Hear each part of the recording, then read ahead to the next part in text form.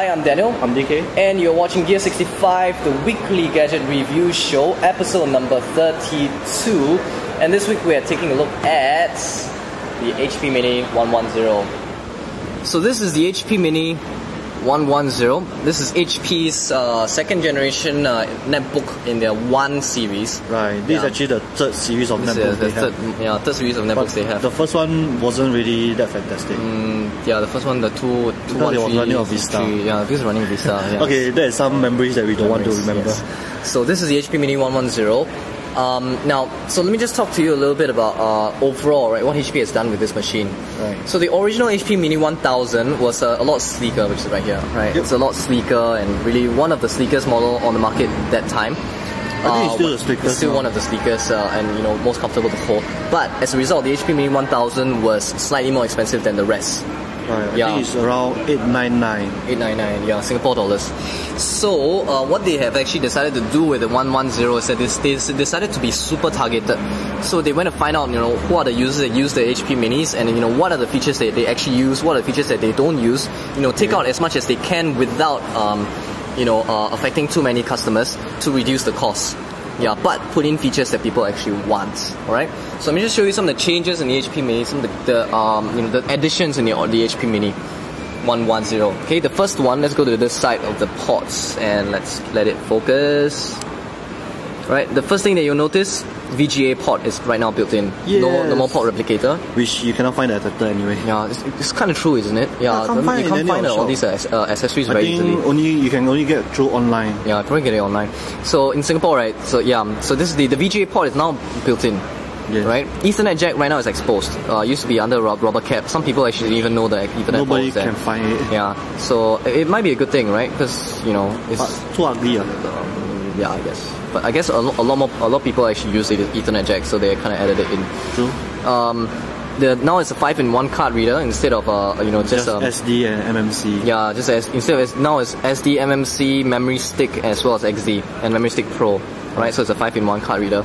And the great thing about this 5-in-1 card reader, compared to some netbooks that we know, when you actually put in the SD card, right, it's completely flush, so you can actually leave the you can leave the SD card inside the machine, so which is good because some netbooks actually protrude out. We don't know why. Most actually. Yeah. So this is one of the good things about that. They made a very good decision with that. 2 USB ports instead of just one over here, and in addition with this one right over here, that makes 3 USB ports in total. Right. Yeah. So that is good. In total, you have 3 USB ports. We're just gonna mention a little bit later on why that might not actually make a difference. But yeah. Other additions that they actually put in some the lock. Yes, they actually have a Kensington lock slot right now. Other good thing that they actually did, right, that they added in was that they actually not add in, they removed the extra piece of glass here. So as a result, right, the device is actually it's no longer. Let me just adjust the camera a little bit so you can actually see it. It is actually no longer glossy, and it's actually matte.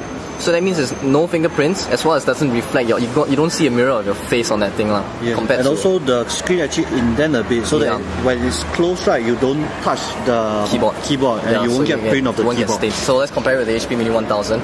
This is this one right here. So you can see my face completely, and you can see the stuff. So that's a good thing. All right. So other things, they kept the keyboard, which is really good. This is still one of the best keyboards for netbook to date. Yes. Yeah. So it's really big, comfortable keys. So this is the good stuff that they added in. All right. Remain, as you and say. There's remain. Yes, that's right. So and then after that, of course, in terms of hardware, right? They actually now they upgraded it to the latest Intel Atom processor, which is slightly faster than most. It's the 1.66 gigahertz instead of 1.6. Slightly faster performance. Right.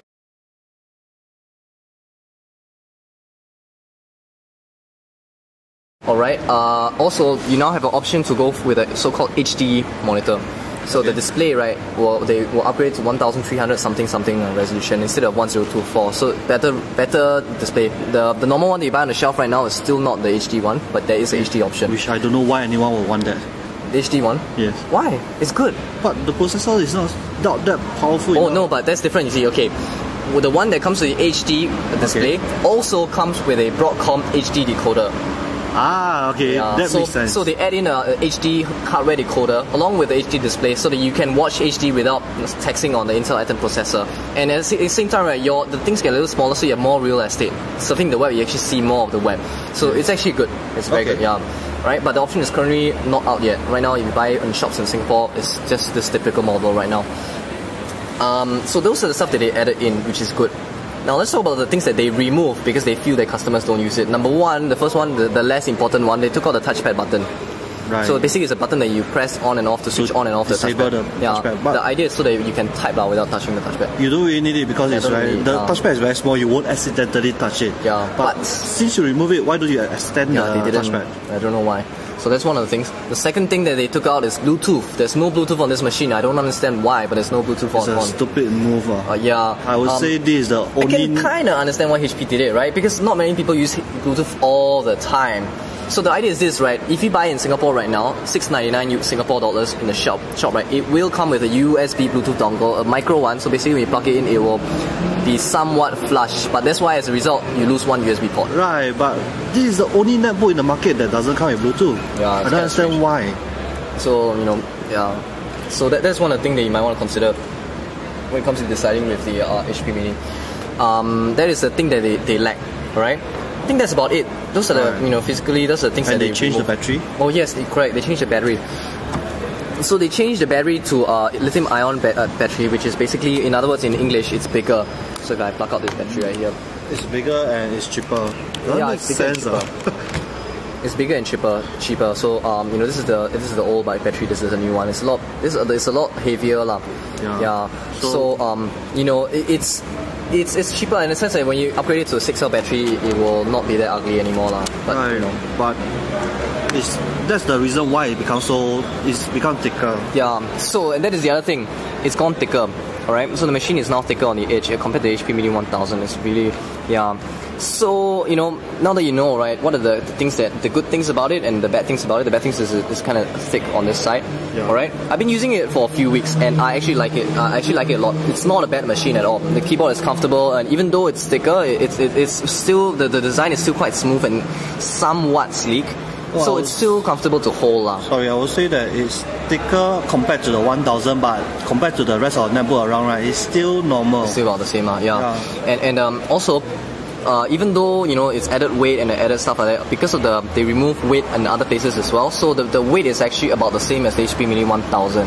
At least HP claims, and we can't really tell the difference when we hold both of them. Right. So that is a thing.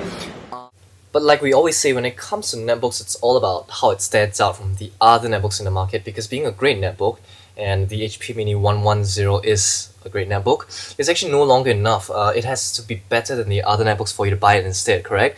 Especially since every new netbook today also comes with the newer Intel Atom processor, the faster processor that the 110 also has.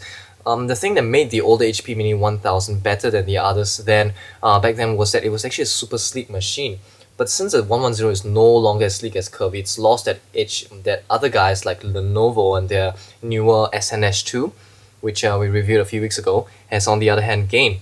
So the only reason to buy the HP Mini instead of something else today is that it still has that really awesome keyboard. But once the HD version with the high resolution display and the hardware HD decoder is out, and that is when the 110 will actually become a better choice to get, since it will actually now have better specifications than the other brands.